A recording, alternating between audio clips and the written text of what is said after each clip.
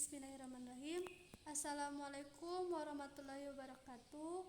Perkenalkan, nama saya Cinda Saleh, NIM 4514-21026. Saya dari kelas B, Prodi Pendidikan Geografi. Baik, di sini saya akan menjelaskan mengenai prestasi belajar dan faktor yang mempengaruhinya prestasi belajar. Yang pertama, pengertian prestasi belajar.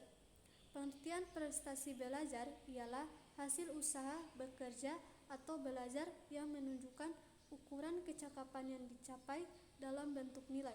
Sedangkan prestasi belajar adalah hasil usaha belajar yang berupa nilai-nilai sebagai ukuran kecakapan dari usaha belajar yang telah dicapai seseorang. Prestasi belajar ditunjukkan dengan jumlah nilai rapot atau tes nilai sumatif.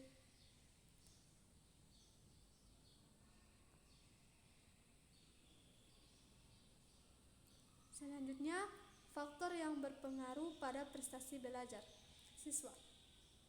Faktor yang mempengaruhi pada prestasi belajar siswa yaitu terbagi atas dua. Yang pertama, faktor internal. Faktor internal adalah faktor yang ada pada diri siswa itu sendiri, yang dimana faktor internal memiliki jenis. Yang pertama, kondisi fisiologis atau fisik pada siswa. Misalnya mata minus sehingga membuatnya sulit untuk membaca dari jarak jauh. Yang kedua, minat untuk belajar. Siswa yang minat belajarnya tinggi pastinya bisa meraih prestasi belajar yang lebih baik. Yang ketiga, tingkat inteligensi atau kecerdasan.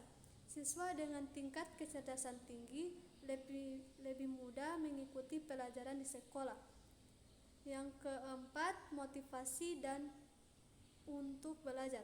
Siswa yang memiliki motivasi belajar tinggi lebih mudah meraih prestasi karena ia akan lebih bersemangat untuk mempelajari suatu materi yang diberikan guru. Dan yang terakhir, bakat dan minat siswa. Seorang siswa akan lebih bersemangat untuk mempelajari materi yang disukainya. Misalnya, siswa yang suka berhitung, maka dia akan bersemangat mengikuti pelajaran matematika, sehingga kemungkinan besar nilainya lebih bagus dibandingkan mata pelajaran lainnya yang kurang diminati. Selanjutnya yaitu faktor eksternal.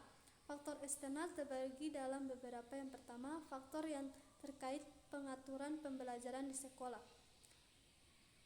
Faktor yang terkait pengaturan pembelajaran di sekolah memiliki beberapa macam, yaitu pertama, kurikulum yang digunakan oleh sekolah.